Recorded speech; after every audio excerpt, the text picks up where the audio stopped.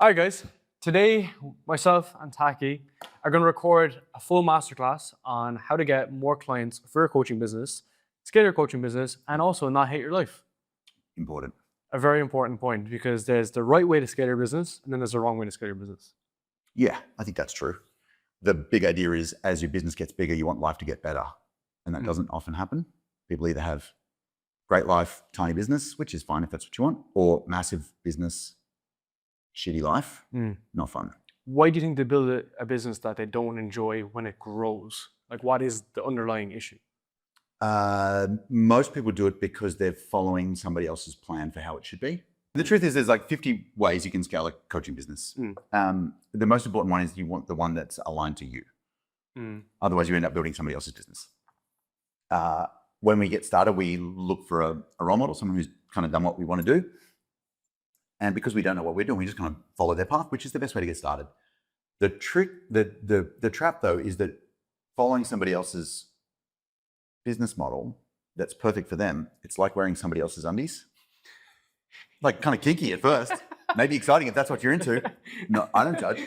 But after a while, it's like fucking uncomfortable. And you end up like this massive business wedgie. Dan Martell would say you kind of hit the pain line where growing more equals pain. And so people like cap out. Sometimes it's like tactical, like they've juiced everything, they've squeezed every drop of juice they can out of the organic or out of the ads or whatever. Mostly though, it's the founder has hit the pain line and you'll never deliberately grow into pain. And so we want... Do you think the pain is based on the workload or pain is based on the underlying thing that they're delivering, right? If they're delivering coaching that they hate. So yeah. You know? Yeah, I don't think it's the workload because if you're doing something that you love, it doesn't feel like work, it feels like fun. I'm in a really fun season right now where I'm probably working harder than I have in a couple of years. And I'm frothing. Like you caught me before, hand sketching a YouTube thumbnail. Yeah. That's as raw as it gets. That is genuinely. But I'm loving it. It doesn't feel like work, it feels like play. So it's not about the workload. I don't think hard work is the problem. Wrong work is the problem. Doing stuff that's out of your sweet spot. And so that's like part of it's the work, part of it's what you're delivering or how you're delivering it on the back end piece, which we should 100% talk about. But it's also like, are you running a model that fits you, or are you building a model that's perfect for the person you learned from and wrong for you?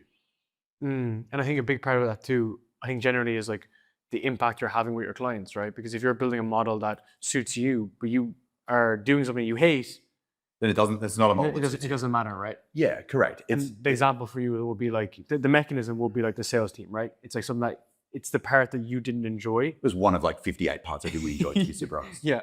I'm having a resurgence right now. We can just be super real. Yeah, like 2 years ago, I was in a massive funk. Business was great.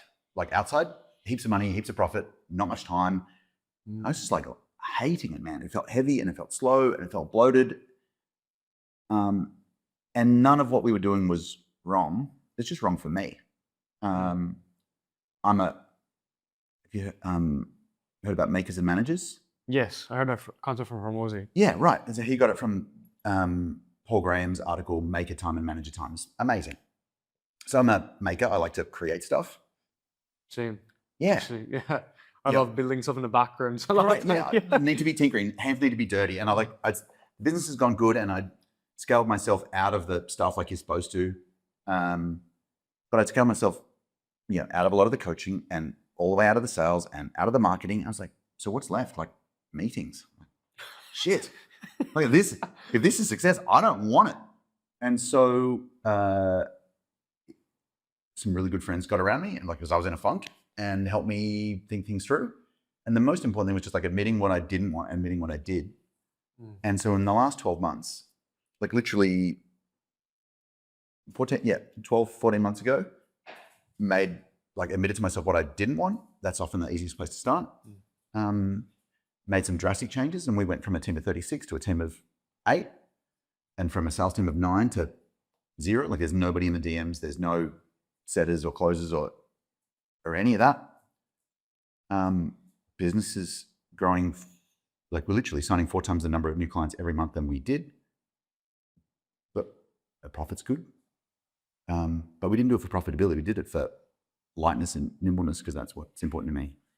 And then I guess like the actual flow of that then means the energy is more focused on getting great results and doing things you enjoy, which has allowed the business to grow. 100%.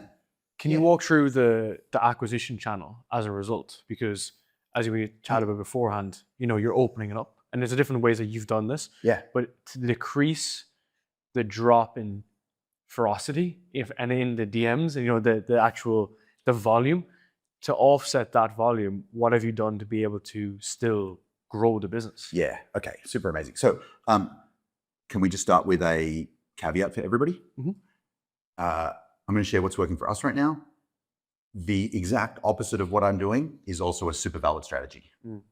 Which is kind of what I'm doing. Like, I'm not going to lie. 100%. Like we're trying to. Yeah. So our outcome, so that's all that matters, outcome. Yeah. The outcome is so strong from our inputs of sales that we are literally trying to double the sales team. Perfect. Because it's working. Yes. And I guess I like sales. Is a distinction between me and you, is that I actually do like the team and the. Yeah, I like sales. I don't like team. Yeah. I'm in this weird place where I don't like managing people or any kind of admin. Like, I'm not management material. I'm banned from my calendar. I've got read-only access to my calendar after I booked myself to speak at 3 different conferences on the same day on 3 continents, and the team's like, "Yeah, you shouldn't be." I don't know what it's called. There's these memes with like a bell curve, and there's like this moron here, and the Jedi. It's like retarded Jedis. Yeah. So that's 100% me. I'm like, I've got no business. But we run this 8-figure business with a team of 8 and 4 days a week, 4 hours a day. It's ridiculous, dude. So we had the sales team model. And I'd post some content, and then people would engage, and then the DM crew would jump in, and then they would chat with people, and then book a triage call. And then from there, they'd book a sales call, and then people would buy. And it was fine. But because I was I want to own that, like, the team was amazing. It was me. Because I was out of pocket and in a funk, the marketing was shit. And if the marketing's not working, sales has got to pick up the slack. And so every step in the sales process, like from content to comment to DM to triage to call to offer to close, every one of those steps is an opportunity for the prospect to not do the thing you want them to do. Like, it's a leak. To ask. Right. So we design these things as if it's like linear, and people come in here and they do all this stuff, and sometimes it happens, but often they don't. And so most coaches don't have a conversion rate problem. They've got a not enough people see your offer problem. So in a traditional sales funnel, there's a bunch of like optimizations we can make to get more people to book and more people to show and more people to da-da-da-da-da. And I was like, what if we just got rid of all of that? And we had marketing, founder-led content, which is super important, and an offer. And so now all of the content is like, blah, blah, blah, blah. If you want to see how it works, look at this. And people read it and they self-check out like Amazon, but it's, it's 30K or it's 60K, depending on, programs. And there's no sales follow-up and no nothing. It's just like, here's the thing. From email and from... Yeah. Like all channels. Yeah. So the two, I think, if you separate lead generation and lead nurture. Yeah. So for us, lead gen is short form content daily. Our whole ad strategy is like stuff that worked organically. Always. Engaged, with engagement ads or boosts. Hormozy actually recorded a video in school about how that's their actual full ad strategy going forward. Oh, I'm so glad to hear that. It was like their monthly review was like the only thing that they're doing right now. And then I checked their ads, and it was all his best hooks from podcast. And then it would change you want to join a workshop? Here's a lead magnet to join our scaling workshop. And when I saw him running 150 of those ads, I was like, why do I need to think about it? Yeah, dude. So, yeah, man, 1,000%. And when I heard that coming, I was like, okay, this is it. It's 100% is the thing. So we should 100% talk about content. Even the word content is really fucking weird. So short form stuff, for me, it's Instagram predominantly, reels and carousels. I love carousels because I can draw shit. So that's daily. Once a week, a micromagnet, like a lead magnet, but you don't have to learn anything. It just like gets you an outcome. So for us, they're often GPTs that do a job for people. Cool. And we just want to shrink the gap between like promise and outcome. And then once a month, we run a paid workshop. So we used to do free webinars forever. 5% of the people who registered and showed were the, let me draw. Is that okay? Yeah, and this is really important because anyone who's running like a webinar funnel, they think it's just like get the leads in the front, but there is a lot of metrics in the back: show rate, close rate, on call, show rate, often there. Yeah. So there's like a workshop campaign or a webinar campaign is really 4 campaigns. We've got to get people to sign up. That's register. We got show up. On the thing itself, you're going to get them to pay up. And then we've got follow up for people who don't. So that makes sense. What we found though is every time we ran a free webinar, I don't know what your show is. Let's call it 25%. 25% of people would actually attend. Is that normal? If you're newer, the show rate's going to be higher. If you've got a list that's been around a while, it's all like, are they hot leads? Are they cold leads? Where's the lead source? What's the topic? Blah, blah, blah. Let's call it a quarter. I mean, it might be 20, it might be 30, whatever. So that showed up, which means like 75% of people don't, right?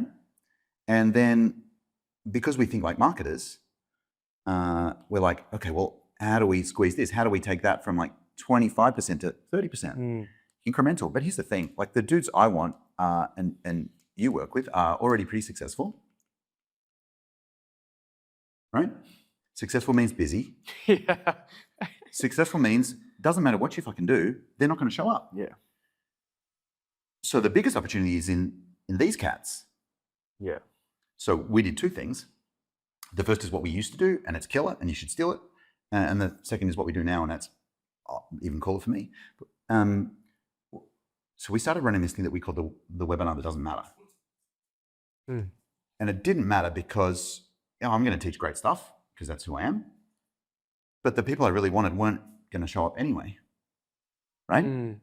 So we'd go registration page, thank you page. And we just realized that, hey, the dudes we really want are the dudes who, like the only thing they're 100% going to see is this page. They're not going to come, because the next step is like, webinar itself. Yeah. So here we just put a little video. And it's like, hey, thanks so much for registering for the session. We're going to cover X, Y, Z, ABC. It's going to be amazing. If you want to learn how this thing works, workshop's going to be really great and hands-on. But if you just want the outcome and you want to go faster, instead of sitting through the workshop, you can click below and book a quick call with one of my specialists, And like if you're running webinar to book a call, we were getting like 66% of our book calls from people who never showed up to the webinar just off this page. So sorry, of all the calls you booked, 67% of them have never been to the webinar. Yeah, they registered but didn't show. That's crazy. It's killer. Yeah, it's crazy. Okay, so that's like the webinar. That's why the webinar doesn't matter. It's killer. Yeah. So that was the first thing we changed. Super fun. And it's interesting if you look at the other side as well. If we go back, the biggest thing here is it's optimizing for proximity and speed. Right. Because the webinar may feel, even though it's on live, it may feel close, but it's not. Some guys, like, you're pretty high logic. Yep. You're also, because you're very creative as well, you're probably a mix of like logic and emotion. For me, I'm more high logic, so I'm just like, I want to go there fast. So I would never register for something unless I'm going to buy it. I would never. Correct. Yeah. Often I'll see something and I'll find a way to find the dude and like DM them, hey, what's the thing you're selling at the end? Yeah. Okay, and then what's the thing after that? Can I buy it now and skip all the steps? And that's the beautiful part about marketing is that when you promote one thing, it showcases all the other stuff. 100%. So really what we're talking about here is we're giving there's 2 kinds of people in the world. There's information gatherers. So, they're happy to take the stairs. And then there's people who just want the outcome. And they just want to take the elevator straight up. So this is giving the people who want to take their time a chance to jump on the thing. That's fine. But the people you really want are going to skip those steps and just want the lift, elevator. Can you optimize for this in your business? 1,000%. Yeah, that's exactly what we do right now. So can we do one more webinar thing and then we'll talk about that? Of course, yeah. I mean, this is awesome, by the way. And I love that you have your own iPad, so it's super interactive on your side. Well, I can't think without a pen. Like I've got this, every year we holiday in on the Amalfi Coast in Italy, and we stay with this amazing brother and sister-in-law, Ciro and Livia. And Italians do this a lot, lots of hands. And Ciro's like, you think I'm bad? My dad uses his hands so much that if burglars ever broke in and they just bound his hands together, he'd be like, unable to call for help just because his hand, I'm like that. So here's what we found. So we've been running free webinar for like probably 15 years, like once a month, 15 years, a long ass time, right? I'm old. And here's what happened. We do these 1, 2, 3, 4. This is going to be vaguely accurate. We'd run these things, and so we talked about show rate and webinar that doesn't matter and stuff. But the super interesting thing for me was what percentage of the people who actually, register or show up are the people I actually want for Black Belt. Because for us, Black Belt is you're doing $10,000 a month with coach and you want to grow from there. And every market's got like the best of the best, the desperates and the squishy middle. And in the coaching space, there's lots of people who are just earlier stage. And there's nothing wrong with that. It's just like where they're at. But Black Belt, the invitation I want to make at the end isn't for them because it's for people who've already like started.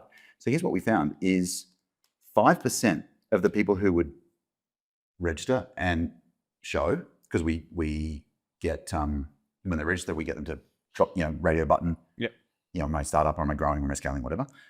Only 5% of the people were actually qualified dudes. And 95% were, this is going to sound rude, broke tie kickers, right? That's true. Yeah, nothing wrong with them. Like when I was early stage, I was like trying to get all the free information I could, right? And I think if you even see it on a bell curve, like you talk about the guys on the left and guys on the right. It's really lots of guys on the left. Yeah, but because of distribution, like even like wealth distribution, there will always be that bracket. 100%. Right, and it's like, you can't, especially in your organic anyway, you can't like negate that to some degree. Correct. If you look at the biggest guys in the world, Hormozy or Iman or any of this, they pull in a lot of people that are tire kickers. Of course. You just can't not do it. Yeah, you can't not do it. So, but I want to optimize for clients, not for audience. Yes. I've got no excitement about going viral, but I want to be super attractive to the people who I can do great work with. So like 95% information seekers, 5% perfect future clients. And you spend money and there's a lot of work for the wrong dudes. And so we made one simple change, dude. September last year, we went from free webinar to paid workshop. It's maybe 2 changes. This is a workshop, it's better, it's hands-on and useful. But we just started charging $100 for it. I mean, $100 is like nothing. And the price point doesn't really matter. It's just the difference between free and $1 is night and day. Commitment. So just that change took us from 5% qualified to, come on, pen, there we are, to 55% qualified just by charging money. What? It's nuts, dude. What was the percentage drop off? Oh, sorry, in terms of registrants, like how much registrants we had before? Super interesting.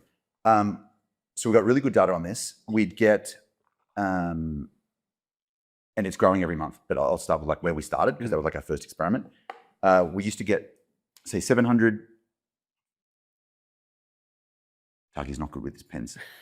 700 people to register, and like somewhere between 100 and 200 or whatever it is to show.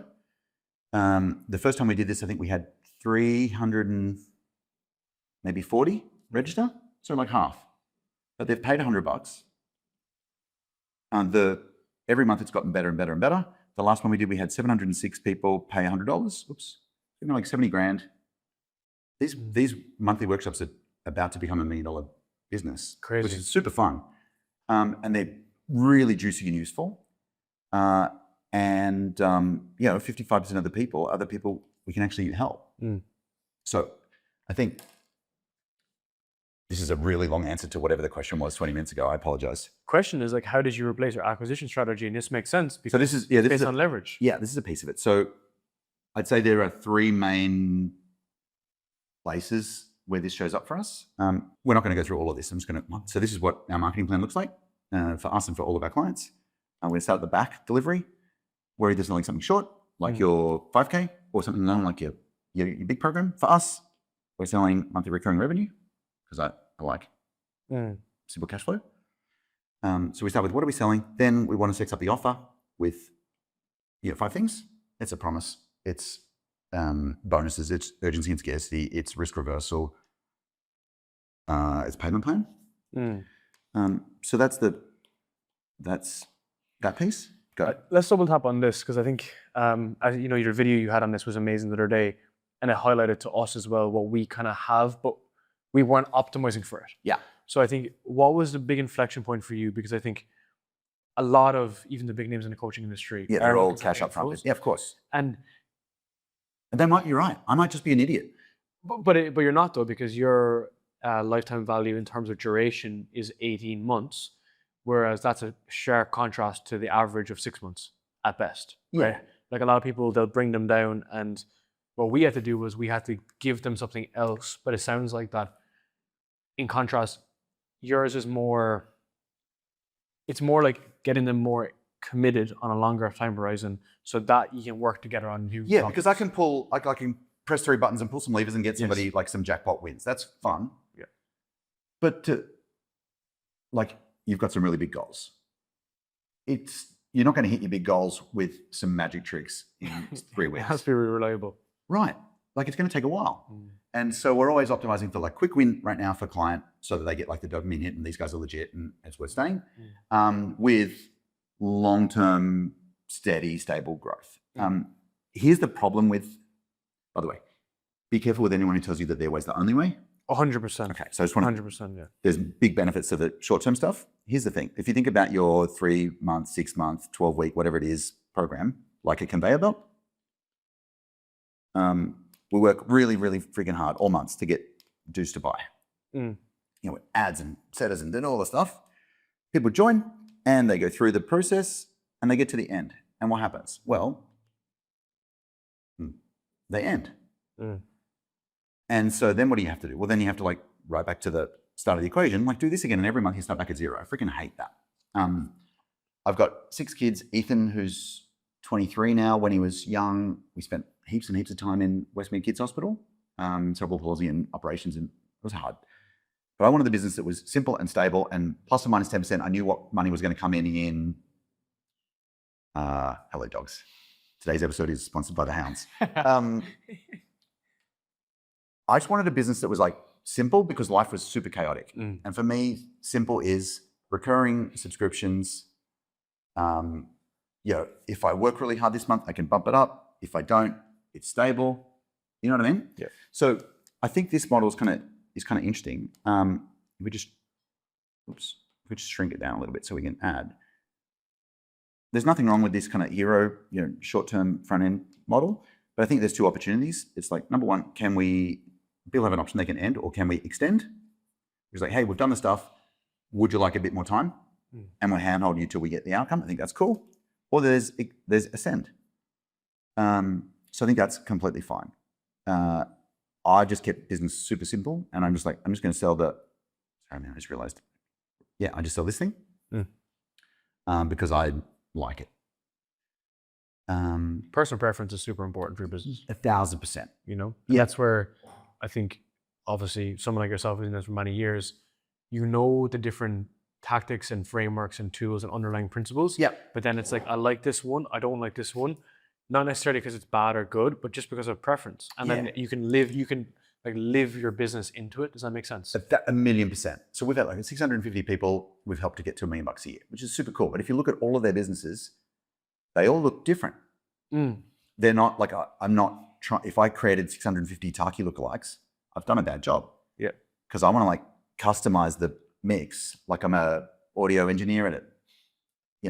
At a sound, at a music festival. I don't only want to dial the mix in so it's perfect for you and perfect for you and perfect for you.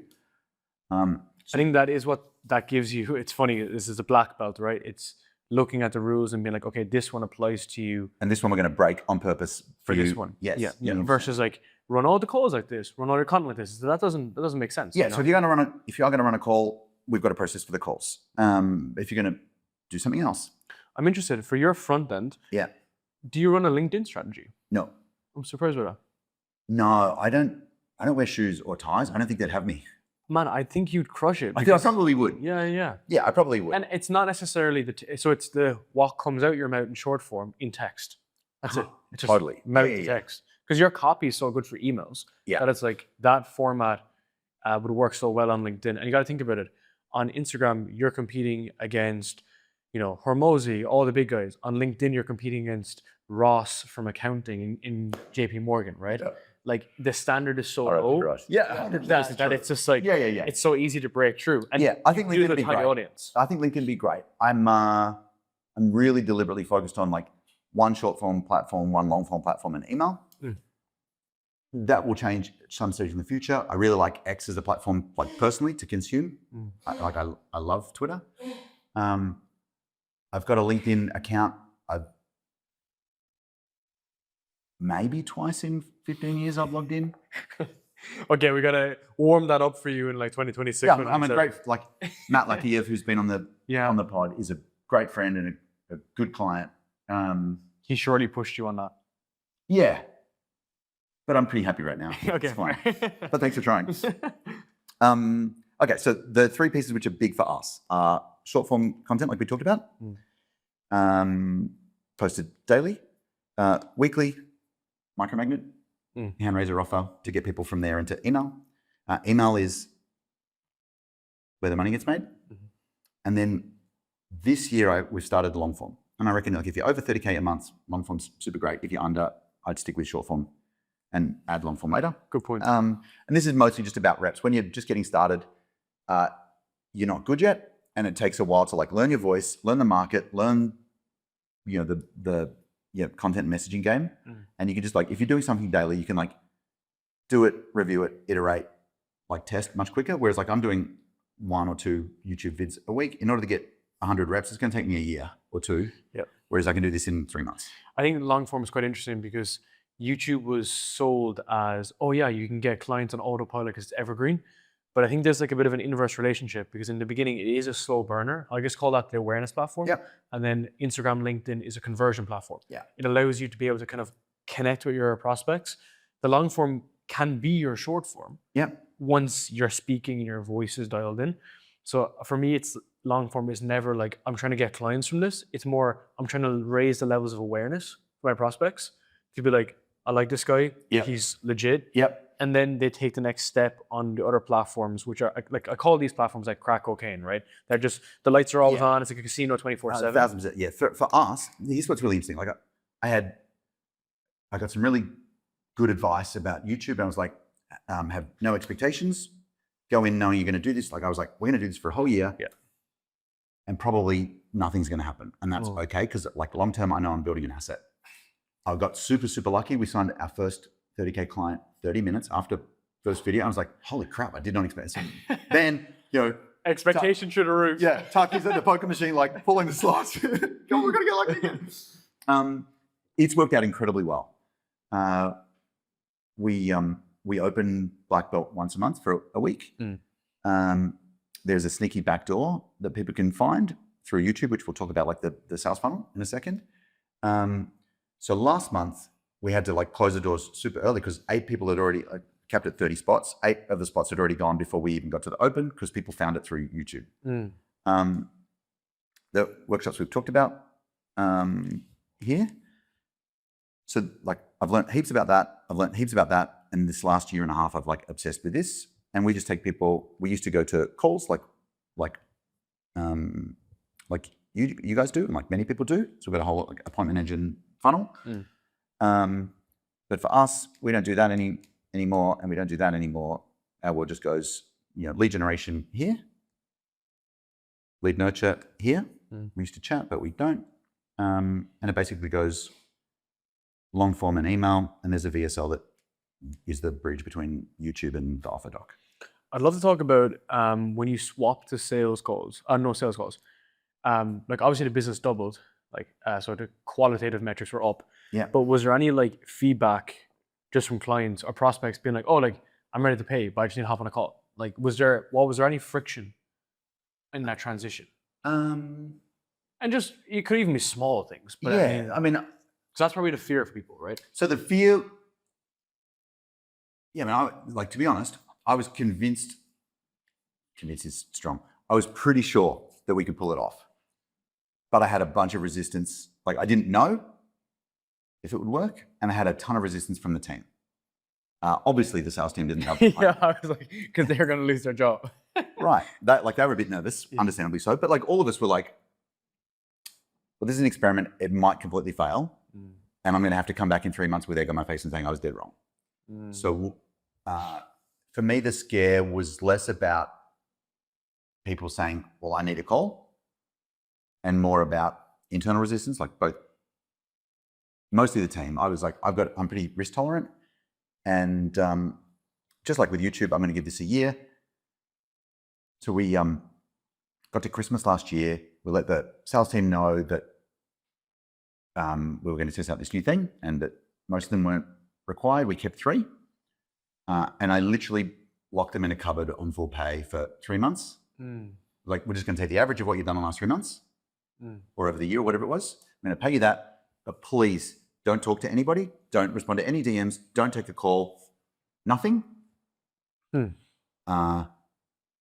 I need the experiment to be pure. I tried to like test both and it was hard. Yeah. Not scientific. Yeah. And it's like, just like cross messaging and like, anyway. So it was like, lock them in a cupboard for 3 months. I want to test this out. And I just want to see if we can like match your sales. And so at the end of the first month, we matched their sales. Maybe we beat it by 1. I can't remember, but like it was very close. But that was encouraging. And I was like, this is January to March. And the goal was we're going to do this for 3 months at the end of, I love an experiment. So at the end of 3 months, we're going to look back. Did we match their sales? What other problems did it? Like there's still sales, but like there's still, honestly, my biggest fear was like, what if the wrong people get in? Because in our world, the sales teams, we had this incredible salesperson, Vanessa. She's extraordinary. And she would do the can we help them? And are they a good match? But the core filter that she did, and I'm so grateful for her for this, was like, is this the sort of person that Taki would have over for dinner with the kids? And such a good filter. Yeah, because like, especially if you run a live event, like online, you can maybe hide it a little bit. If you run a live event, all it takes is one fuckwit and you've ruined the whole event. It's like, you've got a pool. I don't care how beautiful the day is, how nice the pool is. If someone's shouting that pool, I'm not getting in. And that's what having one bad client at an event is like. So she did a great job of that. So my big fear, honestly, was like, what if the wrong people get in? Changes the culture of the program, changes the ethos. Yeah, and like when you run a community, like the community is the product. Yeah, 100%. And that's so important for boardroom, right? That's 100%. It's basically a network. Correct. And then obviously they learn shit between each other and so on. But it's like, it's a network first almost. Yes, exactly. It's a network first. Agreed. So let's just put a bow around 3 things we're doing. Actually, we'll just talk YouTube because I think it's cool. Yeah, the content side's really good. And especially, I'd love you to lean into how you hated your life with content. Yeah. And especially, I see this a lot because your prospects can often feel it. Yeah. They're not there to see it, but they can feel it. So this is what was going on, bro. If this is sales and this is marketing, like, to be super blunt, marketing was shit. We had a content agency who was creating our stuff. Not these guys, to be super clear. I just want to be clear. And there's nothing wrong with that strategy, but like they were just like taking stuff that I taught to black belt, getting the transcript, turning it into articles and emails. And it was like beige as hell. It was like sort of what I tried to say. Like imagine like you water it down 80% and then said 80% as well. It's like sort of one of them would say, sort of how I'd say it, and it just didn't feel like me. And I'd read my own emails with my name at the bottom and I just feel this like shame, like this sinking feeling at the bottom of my stomach, just going, oh man, this is embarrassing. I think the biggest thing there is the fact that you are really good at marketing. So it's like you're taking away your baby. Whereas if you were just like random Joe Soap who has a corporate company, it's like I need someone. Yeah, I'm selling donuts. Yeah. Or widgets. I don't really care. I just want to sell donuts. But you're like not necessarily your background is in marketing, but it's like your thing is marketing. So it's kind of like it's like kind of trying to get someone to do your workouts for you. It's like, dude, how good would that be? Sorry. Your life would be great. But if you're someone who enjoys workouts, back to it, Jorge. Yes, Mr. Taki. So it's like, of course he's gonna screw it up. Right? It's like it's really hard. And like, yeah, so the sales team had to work really, really hard because marketing wasn't doing its job. There's this great quote by Naval, which is like, you're doing sales because you failed at marketing. It goes on to say, you're doing marketing because you failed at product. And again, we discussed earlier, which is if your offer sucks, what are you creating content on? And I know you can't close a sale. Yeah, if the best part of your offer is people buy it, Yes. But then it all goes downhill. Okay, we've got other issues. So I was like, what would happen if we could do that?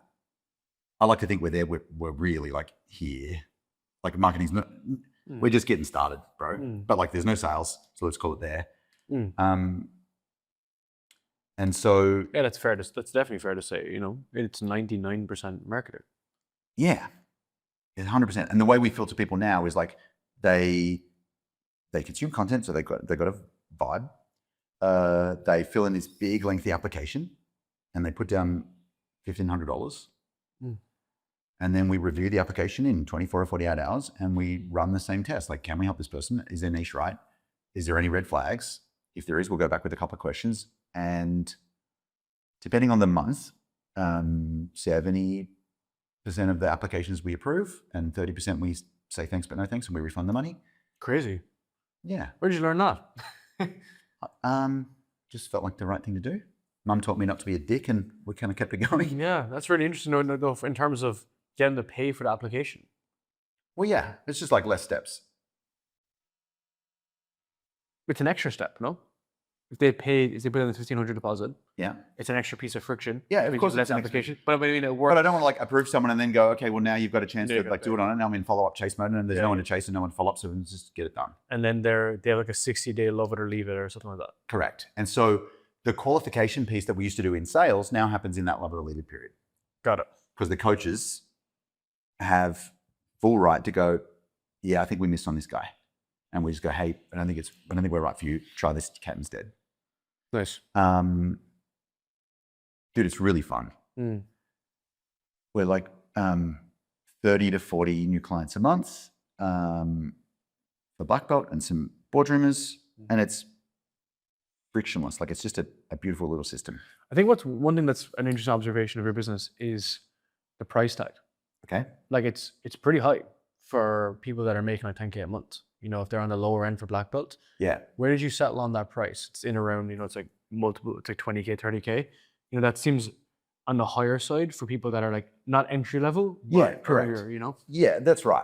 So there's an argument. Observation. Yeah, correct. I had someone message this morning. She got an invite to come to buy a ticket to our boardroom event in Palm Springs next month. And she's like, oh, I'm just tossing up between this and Alex Hormozi's event. It's 5K for 2 days and yours is 15. Any flexibility on the price? I'm like, so my first email back was, if our roles were reversed, would you send this message to Alex? And I was like, that's a bit harsh, but it's true. So I was like, no. That is true. And that wouldn't have happened. Of course not. Like, who the hell are you? So yes, percentage of revenue wise, if you're doing 10 grand a month, it's a chunk. So what we do is we stair step the pricing. I don't know if you know this, where it's 2.5 grand a month, but the first 2 months are less. So it's 1,500, and then it's 2 grand, and then it's 2,500 times 12. Interesting. And we do that because future money is easy to spend. And our job in the first, like frankly, it's in the first 30 days, but 60 out max is to ROI these dudes. It's cannibalize it, and to return it. Yeah, correct. And so we had a kickoff call on Tuesday. The people from October just started, first Tuesday of the month. And we talk about this idea, like this is how much it is. How much do you charge for your stuff? X. How many clients do we need to pay for that? And the moment they hit it, they just type hashtag paid for Black Belt in the group, and we have a race. Sick. Awesome. And this dude's like, oh yeah, because when they as soon as they're approved, they get access to this training called 10K in 10 minutes. It's like 6 short videos. Each one takes 10 minutes to learn, 10 minutes to do, designed to make you money. This dude's like, oh, I already made my 10 grand like 2 weeks ago. You got approved, got the access to stuff, like sent the first message, paid for. So if we haven't got them an ROI early, then either we've chosen a wrong fit client or we're not doing our job. And that's a perfect segue into delivery. Yeah. Because I think that's something that, as we joked about earlier, it's overlooked. I don't know why. And it's outrageous. I've actually done a lot of look into this though over the past couple of weeks because my take on this is a lot of the guys that are younger in the space who are providing these coaching programs, a lot of the guys that are buying it, I feel that a lot of it is they're selling the mechanism. So whether it's ads or follower ads or, create YouTube videos, but they had like an edge, and that was what got them kind of known. So from a marketing perspective, but then that edge, the market had caught up. So now anyone can deliver that service. So let's say it's follower ads as an example. Then the next logical step from there, their sales have gone down. But instead of focusing on product, so how to get amazing results, they focus on the next mechanism. Okay. So it goes through this kind of inflection point. Whereas, as I can clearly see, like your product is just there's so much nuances to delivery to be able to get the result. And hopefully like we're really focused on the product to get the results as well. But it's something that's just like wildly overlooked. And I want to get your take on like why that is. Well, it's because it's not sexy. Like we teach a really simple model, attract, get leads, convert, make sales, deliver amazing results at scale. Once a month, we run a paid workshop and we pick, some of the mechanisms from Black Dot to theme that workshop around. If I do a deliver focused workshop, like here's what to do with the clients you've got, my show up rate's going to be way, way lower. Part of that is because most of the market is pretty needy and they've got like bleeding problems over here. The truth is, like Naval's right, if you got product right, the thing just grows. And every client you get is a client that you add, not one you have to replace. I remember chatting with Alex and Layla when I first met them years and years ago, and they were talking about the ratio of new clients from marketing versus referral. Like most people don't get nearly enough referrals because the product's not like worth talking about. We set a double tap on that, which was increasing the referral percentage quite significantly. It's like 20% now roughly. And whenever someone gets a win, we just tell them, like, so they'll tell us like a huge win. I'm like, amazing. If you know a friend that wants to grow their business with content, can you let them know? And we'll also give you 20%. And 20% on 20K is $4,000 for just telling your friend. So it's like an auto response now from us. That's good. And then if we close, can I make it even better? Go ahead. So I love everything about that. The one thing, this is a test, like it's not a rule of law, it's a rule of thumb. Some people refer for the cash. Most people refer because when they do, it makes them look good. Yes, they're like refers. There's someone who naturally does that. Correct. Matthew Ryder told me about this. Okay. Yeah, that's where I learned it from. Okay. So if you take, let's say you've got this 4K available, and you go, hey, so if you tell your friends about us and they join, we'll give you $2,000 and 2K off their first payment. And they go, hey, by the way, this has been amazing for me. I can get you $2,000 off. Next payment, you mean their next payment? Oh, sorry. So it's the current deal is I have a win and I tell my friend and you give me $4,000. Yeah. Okay. So we've got $4,000 to play with. You can, if we take the 4K, we can either give the 4K to the new guy or we can split it 50-50. I get 2, they get 2 as a discount off their thing. I'm much more likely to tell my friends because like now I look good because I'm not just telling you about this cool thing and introducing you, but I've got a hookup. And I'm making them win. That's awesome. That's so awesome. Yeah, if you think about people refer for their reasons, not ours. I haven't seen that many, like, maybe I'm just like super weird about this, but like the sell me your friends approach feels odd to me. But I love like something where we both win. Yeah, 100%. Or even if you took the 2K referral fee out and you just did, I'll give your friend $2,000 as a gift from you, that will work just as well. It's consistency bias though, right? If they're happy with their decision, they want to align their decisions with that previous decision. Correct. So Matthew's example here was when they would sell to someone on the phone and the person would buy it, they would just say, hey, like, do you have anyone else that also wants X? Yeah. And then they're like, yeah, absolutely. And then they would open up the door of it.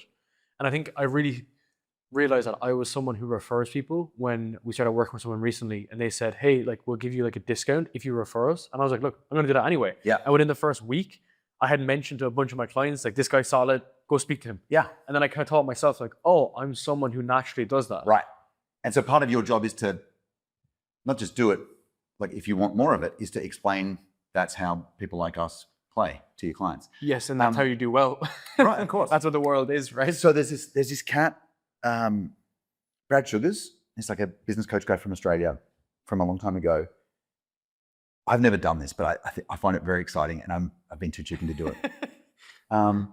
At the point of sale, he would say that we'd get to price, and he goes, well, there's two prices. There's regular price, or there's referral price. Which would you like? And they're like, well, what's the difference? Well, regular price is 20 grand. Referral price is 16. And how it works is if you send us 3 friends, I think that's an interesting conversation. You set it up anyway. But I think a lot of this is based on creativity. And I think, you have a great product, and then the offer has to be new and exciting. So I'll give you an example. I have a client right now, guy based in Sydney. He's a recruitment agency, and recruitment is traditionally boring. Yeah. So he places executives in a business, and it's 8K. Yeah. So I said, okay, how do we make this fun, new, novel, unique, and different? Yeah. And I said, ring everyone, Yeah. and just tell them that if you buy 2, you get 1 executive free. And he was like, I've never heard of that. And I was like, that's why you should do it. That's it. That's amazing. And then the best part was when someone says, oh, I have resistance because I'm not going to buy now until 2026, they do a prepayment. They pay today and they can utilize their 3 resources in 2026. And he was like, it's never been done before that I know. And I was like, do it. Yeah. And they did it. And everyone was like, I love this. It was Of like, course. Karen from HR is like, I get a deal. They save a ton of money. Correct. And it's just, and they get upfront cash right now that they can spend it. So and it just sparks something in his brain. Yeah, that's good. And then he's like, where did you think of this? And I was like, I just made it up. Yeah. Because you have to have that element of creativity. And back to your point about hating your own marketing, if you're so bogged down in whatever that may be, you can't think about this stuff. You can't think about how do I make something new and exciting. And that's why the Apple product is amazing, undoubtedly. But the way that the box looks is equally important. Of course. Right? And it's the offer. Yeah, agreed. Yeah, I think that's 100% right. I think not enough coaches think about the thing that they're selling and like the information's enough. Like if all we needed was information, we'd all be like billionaires with perfect abs.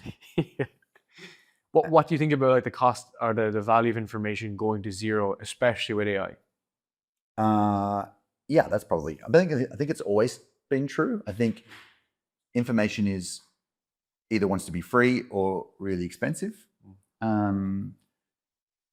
So on YouTube, my whole strategy is like give freely of the information. I learned this from a cat called Justin Rothmarsh, one of my first ever interviews. And I was like, when you hear something, like, okay, that's how I'm going to think about it. It's like, when you give freely of the information, you earn the right to charge a premium for implementation. People aren't, like we're drowning in information, but what we really need is some insight and some wisdom to apply it and then to work with you on. And I think there's a spectrum between I'm selling a product or I'm selling proximity.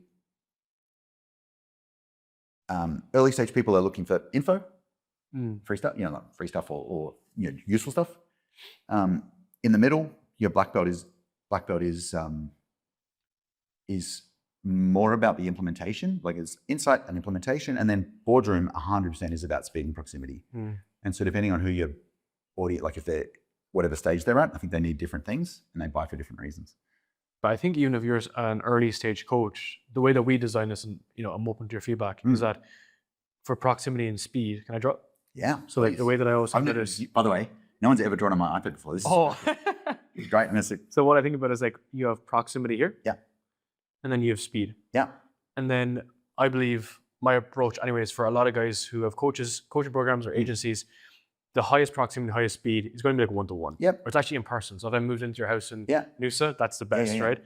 But everyone can have this because you don't have to design anything. You just have to have show it, up. right? Yeah, You have it. The problem shows up and you fix it. Yeah. And then it's like, if we're optimizing for this, because we don't have many of them, Yeah. we catch everyone else back here, a group, Yeah. where it's slightly pulled back. Yeah.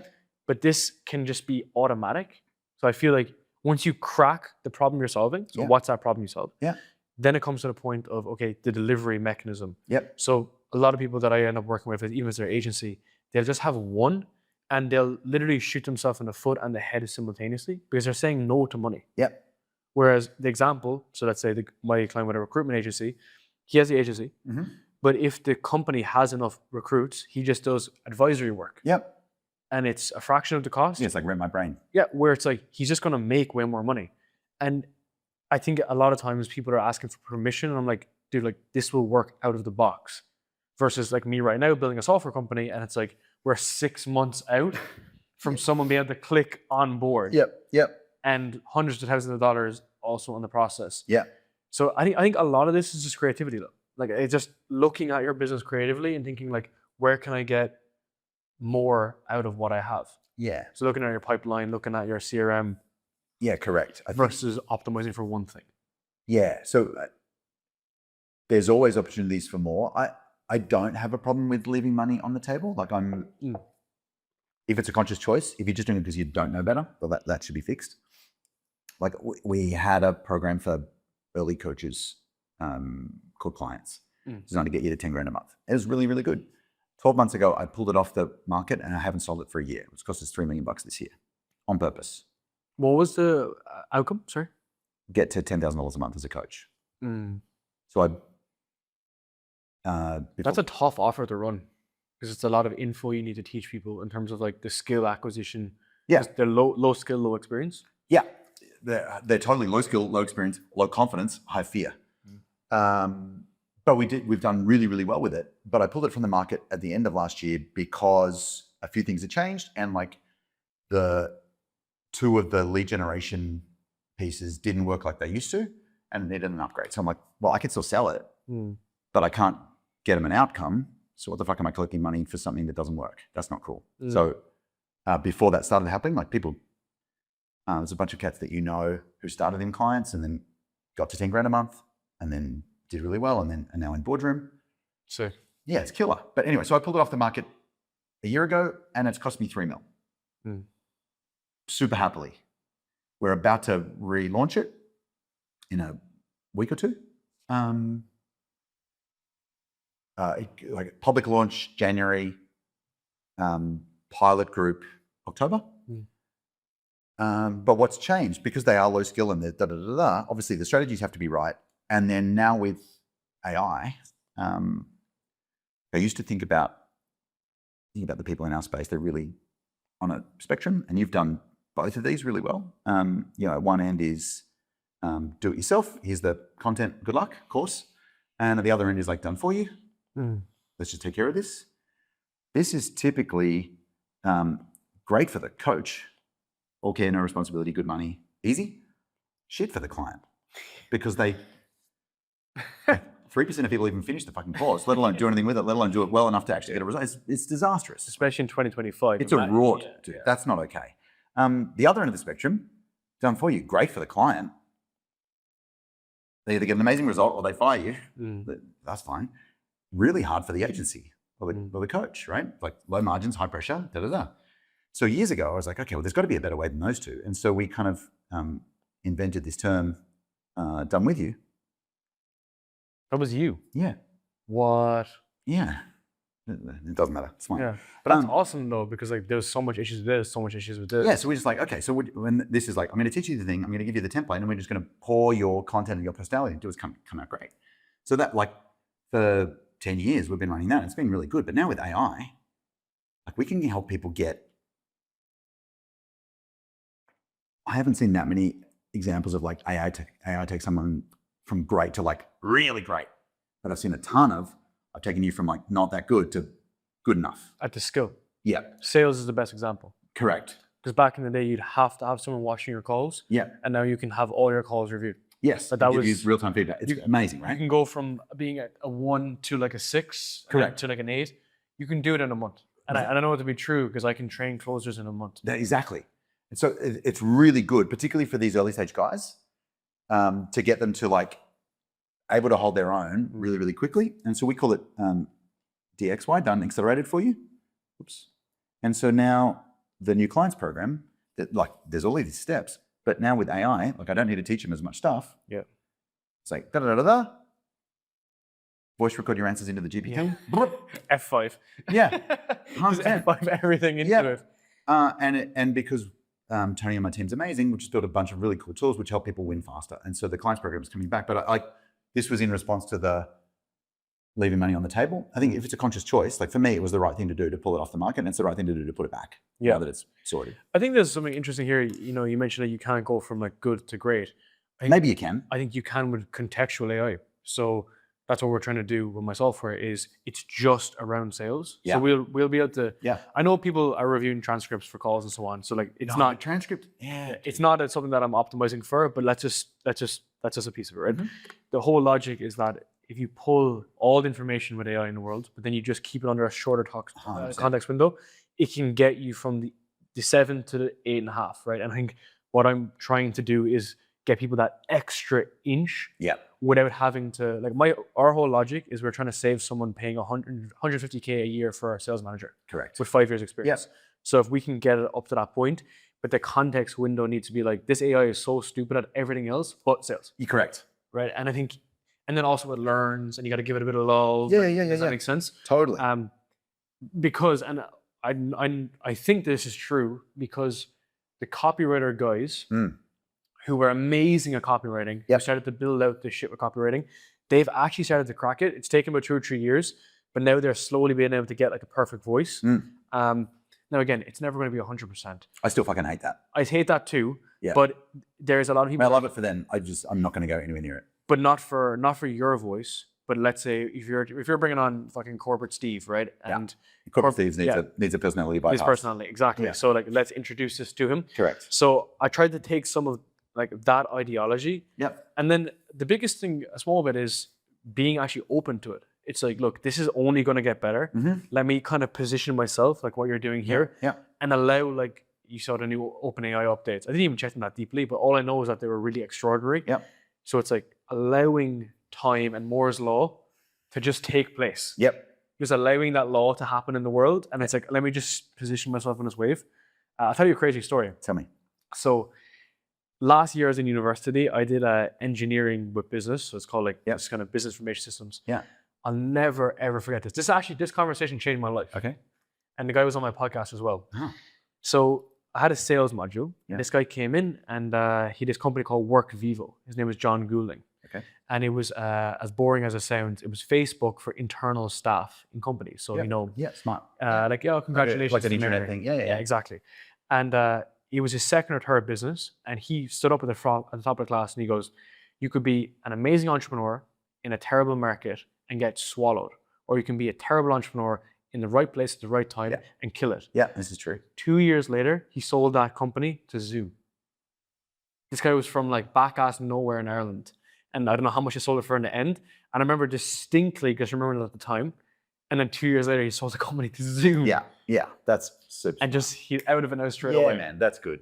And he just struck with the iron was hot. And then I just think to myself, damn, like, in this space of a coaching, can you get yourself into the right space, allow the tide to bring you up? Yeah, of course you can, 100%. And then screw up along the way. Yeah.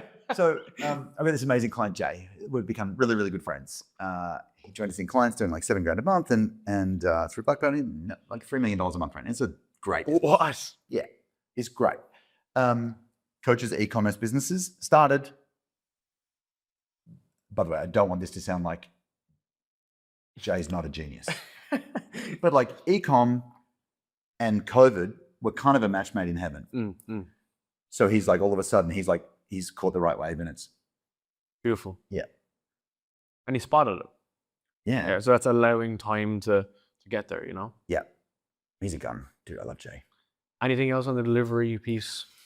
Getting amazing results for people. Yeah. So I think there's a bunch of things, but I think every great coaching program is really three chunks.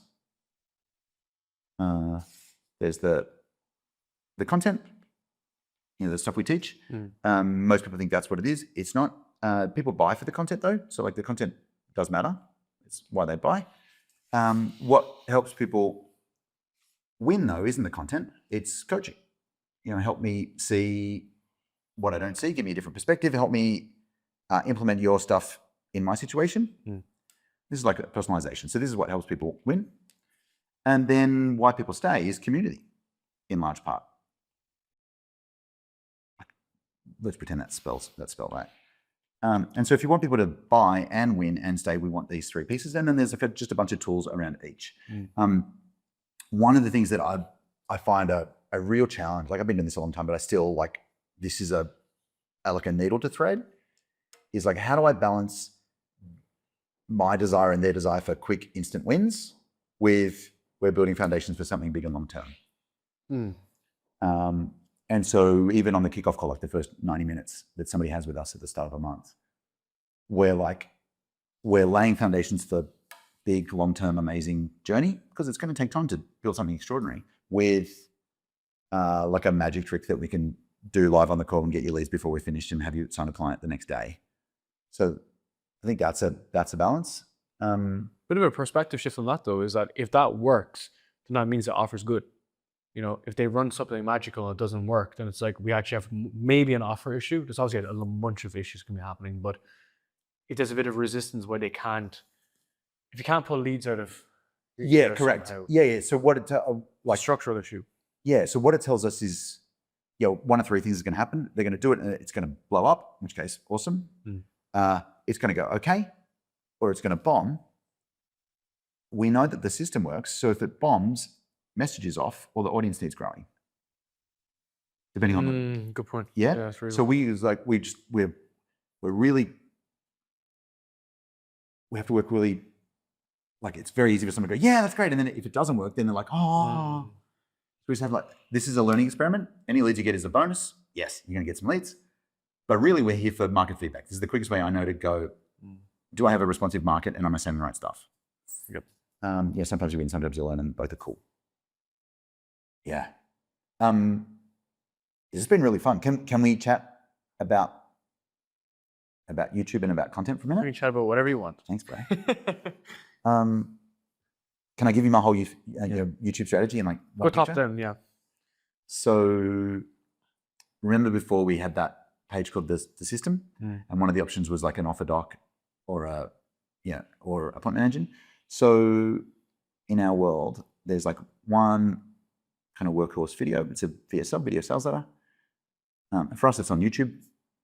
It doesn't have to be, but it is. Public. Yep. Public, ungated, so that's a bit, it's not even very good. That's called a hero VSL. So everything points back to that. That's exactly the strategy. Yeah. And so then every week there's a long form vid, 10, 20, whatever it is minutes, useful. And each of those videos has 2 CTAs, one for some kind of content upgrade, like a micromagnet. If you like this, we built this GPT to help you do it. Amazing. And a secondary CTA of come and get the whole system. At the end of this, people reach out for the offer doc and then buy stuff. So that's like YouTube in a nutshell. And then whenever I shoot one of these vids, I'll just shoot 3 reels at the same time. I know that you can like clip or repurpose long form content to short form content. If you're really good, you could probably do that. If you're good. Yeah. If you're be good at speaking. Yeah. You can be really good at speaking. Correct. And so instead of, I don't do that. I just like, I've just said the stuff, it's fresh in my head, and we just do 3 shorts. Yeah. And that's tough to crack. It's possible, but it's tough to crack. Yeah, I think when it bangs, but the winner to loser ratio is, for most people, isn't that great. Like, to give you context as to how good you need to be, my speaking coach is also our client, and he's able to do it like barely. Yeah. And he's a speaking coach. Yeah, if you're talking tweets and sound bites. Yes. Right. There's also another skill taught with this, which is you should speak in tweets. Yeah. So if I record a video, I usually speak with very short sentences. Yeah. And it allows things to be very easy to clip. Yes, that's smart. Can I give you some advice on it? 1000%. Yeah. I think one thing that you could do that would fucking blow up your business is create a free course. Yeah. So create a free course on top. So basically like how to scale your coaching business, right? With no sales team or whatever. And have an iPad like this, almost have no external stuff, and just rip. Now go through your 3 parts of what it is: attract, retain, of course, all of it. Yeah, blah. And then the main thing then is we want to showcase 100% competency and then showcase warmth with your content. Yeah.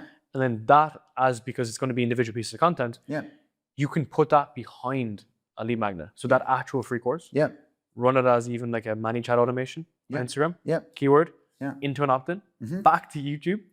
So people can find it evergreen on YouTube. They can also find it through a wall. And then as on the back of the email sequence, then you might have like the bump into the program, whatever that may be. But this is like the standalone piece of content. And there's like a bit of an inverse relationship with YouTube right now, which is if you go super long and you're getting the AVD, average view duration, you will actually push it more into the homepage. So this is your client Caleb. He had the 6-hour video. Just to be super clear, he's not my client. He's my friend. Yeah, if he was my client, amazing. But the reason why I saw it on his page, on homepage, was because his AVD was pretty high. 100%. So even if it's 24 minutes, because you got to think about the click off, click on, that's going to hit the homepage. Think about this in context, because let's say you got a 100 free course, 24 minutes. That doesn't feel. The average view duration. Oh, I understand. Yeah. Yeah. Let's say if that was very like low, it's because people click on and click off, but that AVD is still very high. So in that context, it's great compared to all the other videos on YouTube. Yeah. And this can be your standalone piece. Now, we're running this as a hero VSL. Yeah. We used to have an 11-minute hero VSL. Yeah. And it's just interesting because when people come to our calls, there's never, ever a question anymore about mechanics. Because they get it, because they've seen it. 100%. And because the program for us, it's offer content sales. Yep. And it doesn't matter if you're a newbie or you're making 100K a month, it's still the same shit, right? And I just sat down inside there and just rammed through it for 4 hours. And I was like, I just got up and I was like, it was this. Yep. And a video. And now we're probably hitting about 50 automations a day on it. Yeah, right. 50 many chats. Many chats, because we'll either run it as organic or run it as paid, and then I'll just have keyword course. And that's it. And it just, because the reason why I was doing this is because when I see the blue here, it gives me like anxiety, because for me, I feel with YouTube, you're always putting out more content. Yeah. Whereas I like to try to get the more squeeze out of the existing content. I understand. And of course, as we just discussed with the short form, there's a bit of a limitation to just clipping. So it's like, all right, how can I utilize that as ads? Yep. Many chat keywords. Yep. Using it in the funnel if you're running a DM strategy. Yep. Just to utilize the asset way more. Yeah, that's interesting. Because otherwise you're always chasing the next video. And it's like, no, man, like this stuff is great. Yeah. How else? And the last point I'm saying this is, if your VSL is very dialed in already, like it's 10 minutes, think about looking at it as a medium length, and then just think of making it a longer version. Yep. Agreed. Because even the longer version could point to the shorter version. Correct. Because someone's not going to watch 3 hours of video. Yeah, unless they're obsessed. And the last thing we do on this is, I know you're not running calls, but for us, we put it in the call funnel. Yep. And then let's say we're trying to someone in DM and they have a sales issue, which is the last point of the video. We'll say like, look, man, there's a 3-hour video here. Please hit the 2 hours and 40 minutes. Yep. Watch the last 20 minutes before the call. Yep. So they didn't need to do the other stuff. Correct. They have a subconscious effect that this is obviously going to work. Yep. And then they watch a point that was relevant. Yeah. That's it. Yeah, that's good. Yeah. We used to do video like that pre-call. And now we've kind of replaced the call with this. It's the same shit. It's just going to be how it's delivered. 1,000,000%. Yeah. I don't feel the content anxiety like I used to. For me, I feel like our marketing wasn't nearly as good as it needed to be, because I didn't have anything cool to talk about, because we weren't doing anything cool, right? But now it's so easy. Like that video that we were chatting about before was just like, I'm doing cool shit. Let me tell you what I did. And I could do that every day for days. My friend Dakota Robertson always says, like, if you want to have like a cooler story, just do cool things. Do cool, yeah, right. Do better things in your life. Like 100%. Go to South America and talk about how they build businesses. I don't know, just like find something relevant. Yeah. That showcases that you're just not a potato. This is important. I want to get your opinion on this too, because I feel like, again, with like the democratization of information, I feel like that a lot of like coaches, none of the same stuff, but it's like they can get results to people. Yeah. What's your opinion on the personality type, like particularly their values and their interests, and incorporating that into their content? Yeah. Because that's what gives them the buy-in to the person. 100%, dude. So people don't buy coaching, they buy coaches. That's true. All things being equal, this guy can get me a result. That person can get me a result. This one's a potato and this guy's kind of like me. I'm going to choose that guy. By the way, in my family, the word guy is a unisex term of love and endearment. It could be a guy or a girl. That's really important for people to know. So I used to teach a content framework, which was 4 kinds of content: connection, proof, value, invitation. And I think it's right, but I think the mistake is trying to do like connection content as like a standalone piece instead of just like infusing what you do with who you are. Awesome. And so what I like to do is, I think maybe 2 things could be useful. Number 1 is like, who are you at your best? So I'm like, what are the 3 words which describe you when you're at your best? And I'd be like, cheeky, useful, probably cheeky and useful, like fun and useful. Yeah. And so when I hit record on a camera, I think about those 2 things as magic. It's fun and it's useful. That's what I want to be. And so when I hit record, I look in the camera and the word I say to myself is like, okay, magic. So just remember to be yourself at the best. But then in terms of how do you bring that stuff in, I think about all of the different parts of my life as characters that might make a cameo. So I don't know you super well yet, but here's a couple of characters in your story. So we've got this, Bali's a character. Client Events is a character. The dogs are 100% a character. You've got a character here in the background. Like Travel is a character. Software. So for me, it's like ridiculously expensive snobby coffee is a character, right? Living on an island and jet skiing is a character. Manly and Sydney, Manly and Noosa are characters. Travel's a character. Obviously, my fam's a character.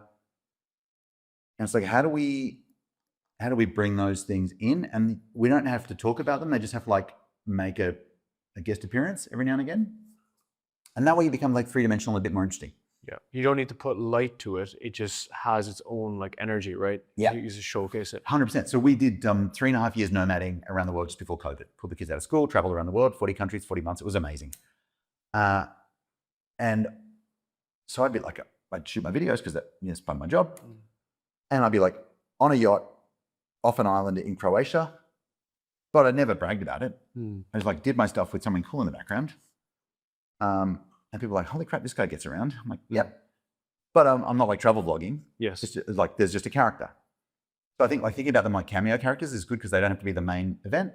Some things are like taught and some things are just caught. And I think those things are just caught. That's really good. And it's also like you don't attach yourself to it. So Bali's a great example of this because, you know, if I was like, oh my God, I'm in Bali 24/7, it might have negative connotations that this guy's sitting on the beach 24/7. Yep. But for me, it's more like, it's my lifestyle. It's where I live. It's where I've lived for the last couple of years.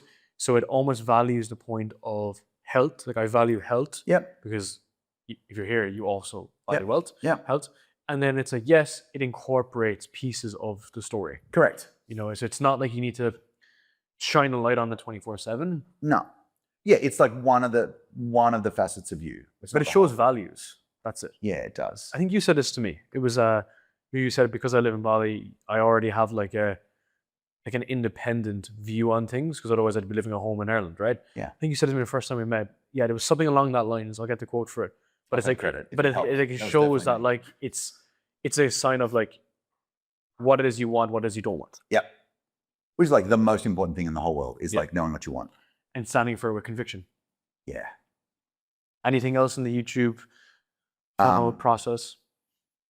Dude, I'm sure they can watch stuff from you about how to do YouTube well. No, I'm not a beginner. I'm frothing. It's working so well.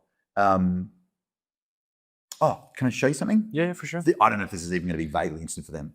So I started on YouTube. I met this woman called Sunny Lenarduzzi, who's lovely and amazing.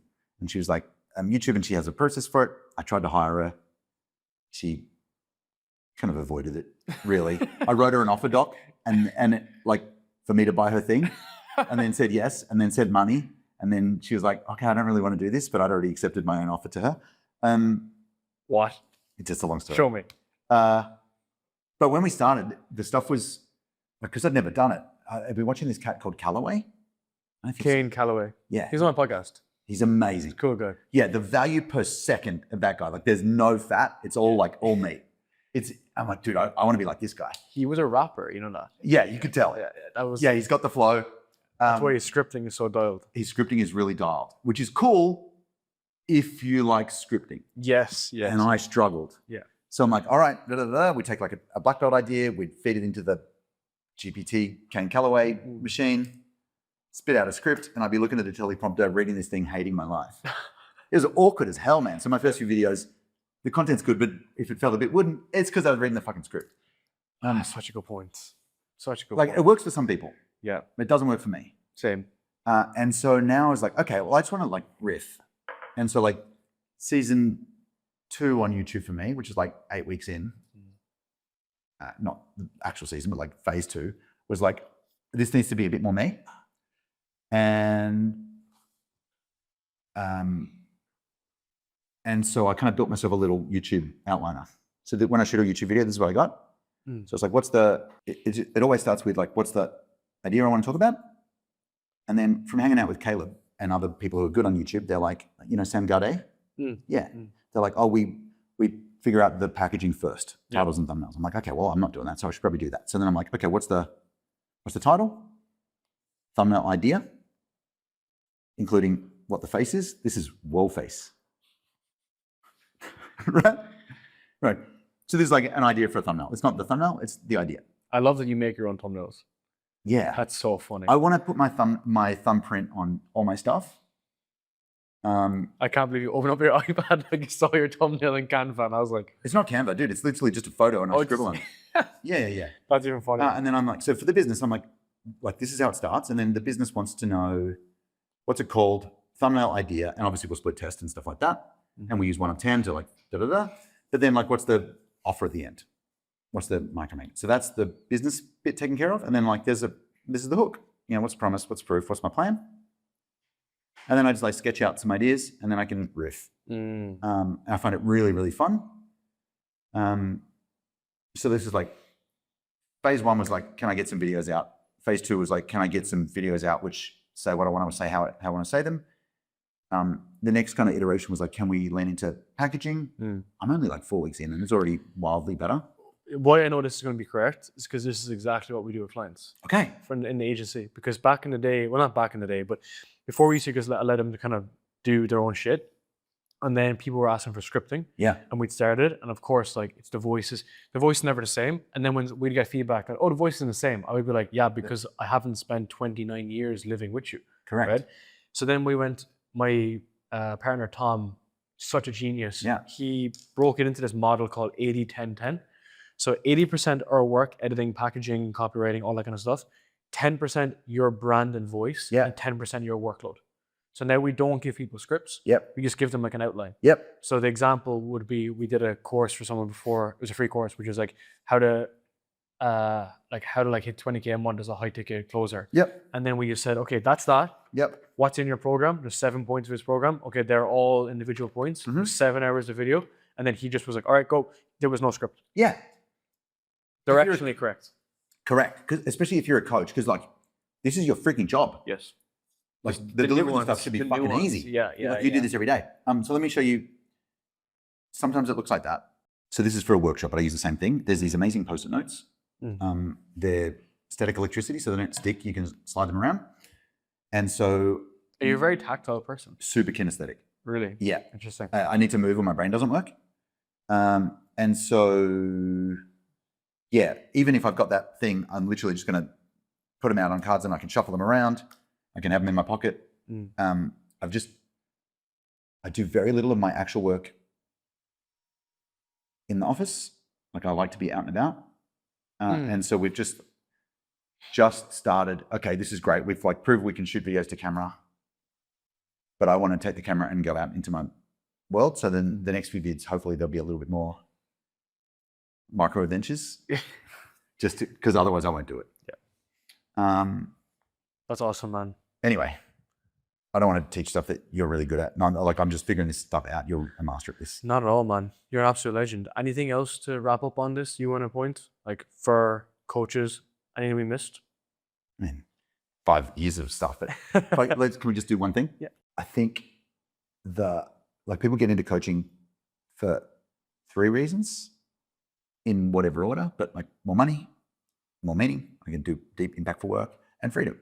And it's completely okay to be, the money's your thing right now, or the meaning's your thing right now, or the freedom, like whatever you choose is completely fine. I think the one thing I would say is find someone who's getting the results you want and living the life you want. Those 2 things is really, really important. And so like, I'm not everyone's cup of tea, and that's great. If you're like 22 years old and you want to like hustle and scale and and like, or you want to build an enterprise with like team meetings and stuff, I'm 100% not your camp. But just go, who's figured out the thing that I want and is living the kind of life that I want? And then just like latch onto them and follow. And then you just adopt it. And then once it starts to get lift, make sure that you kind of let go your grip a little bit so you can adapt it and go, okay, this got me to here, but to get me to where I really want to go, I'm going to be a bit more me.